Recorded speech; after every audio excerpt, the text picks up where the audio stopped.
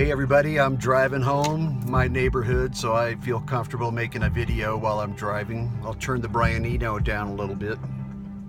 Love Brian Eno. This is my new first video for my YouTube channel, Rantman369, and I'm going to be doing different rants on different things, and hopefully not, you know, rude, boisterous, loud in your face, although that might get a little loud sometimes. I have a tendency to that.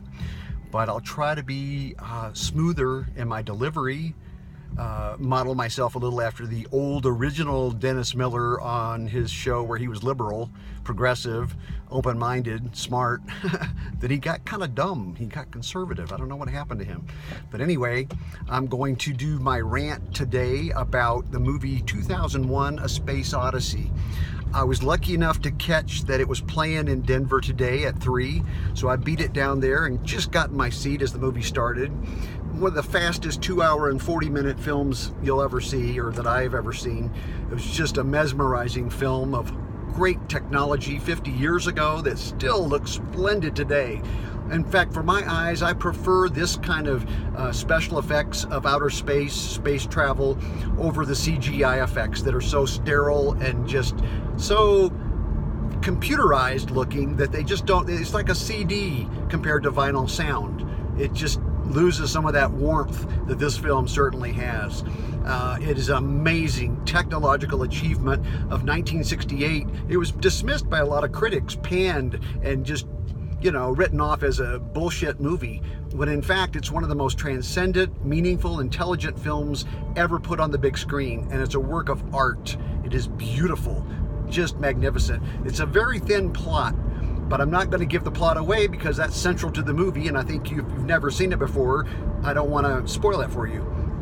However, it's not a complicated plot, but there are tremendous ideas put forth in this film. There is ideas of artificial intelligence, and is it perfect? Can it make a mistake? And how does it affect our consciousness, the interaction between humans and computers? And this was all a visionary movie made in 1968, keep in mind, way before computers became commonplace. The HAL 9000 computer, which I will mention, you've probably heard of him, supercomputer in the film, speaks way better, more intelligent than our 2018 Siri. I gotta say, you know, Siri is actually kind of stupid most of the time. I don't use it very often. But that being said, the HAL 9000, of course, has got a flaw too, but that's giving away a spoiler, so I'll shut up on that. Anyway, 2001: A Space Odyssey explores the possibility, and I think likelihood, that intelligence on Earth was spawned by alien extraterrestrials millions, or at least hundreds of thousands of years ago, if not millions of years ago.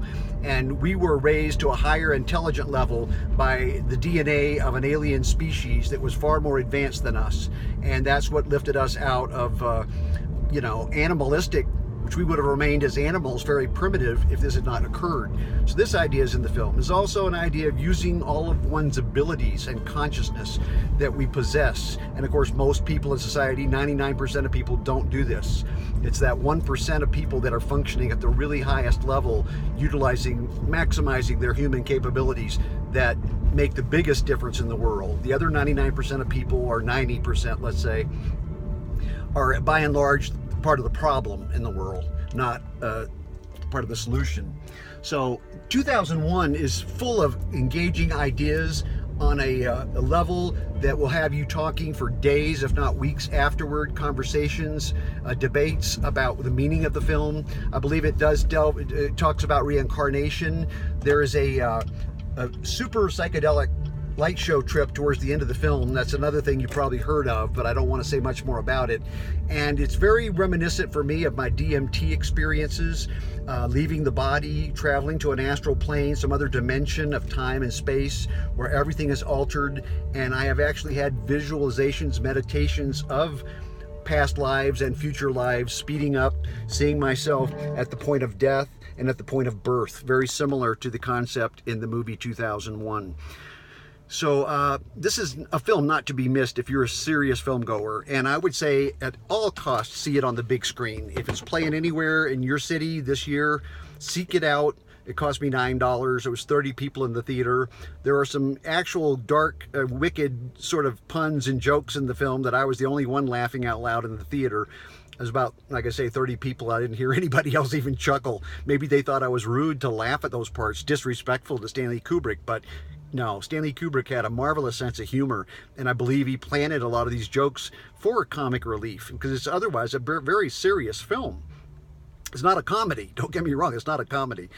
But it had advancements in film and outer space travel that has been borrowed by almost every serious sci-fi space movie since. You know, sure, they've updated it with CGI and everything, made it look a little more polished, but nobody has really come as close to authenticating what space travel might be like or could be like. And there are a lot of silences in the film because in space there's no sound, and Kubrick respected this scientific fact. So this movie is a blend of science and spirituality, and it is also a film about consciousness. It is a film about the technology that humans early on in our development spawned and created technology to further advance our life and our lifestyles. However, we've paid a price for that technology. Early on, it became used for warfare and for destruction. And so that was one of the earliest uses of primitive technology, weapons, and territorial type disputes. And that goes on even today. We can see that in the world today. That has not changed in millions of years. So if you can see this movie on the big screen, do yourself a favor, see it that way. That's the way Kubrick made the film to be seen. There is an intermission, I might add, after an hour and 30 minutes, which was great because you get to go to the bathroom and stretch and then come back and watch the remainder. And that's the way to see this movie. If you just watch it at home on a DVD, I don't care how big your screen, even 100 inches, it's not going to be the same experience, not even close. So, my last point, I went into the drugstore and we were talking about a computer foul up on one of my prescriptions that happened last week. And I just mentioned that, yeah, the computer now runs the show. You know, we are subservient. They took them a week for the humans to straighten out this mess that got made by a human, I might add, but entered into the computer. And once the mistake was in the computer, it was irrevocable. It took a lot of work to sort it out and get it fixed. So I just mentioned to him, yeah, we sort of have like a HAL 9000 computer today running the show, and we have to obey that computer, right?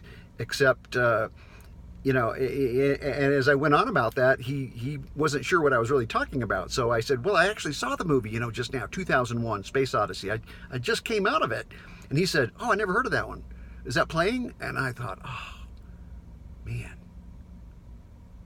Yeah, you know, there just aren't movies made like that one. That was the one that kicked off the 70s movement of great film cinema, provocative, stimulating, daring, bold, innovative films that cannot be matched by any movie in the last, well, say there are a few good movies in the last 20, 25 years, but in general, the decades in the past two and a half decades cannot even hold the jockstrap of the 70s. The 70s was the golden era of rock music and films. So that's my rant for today.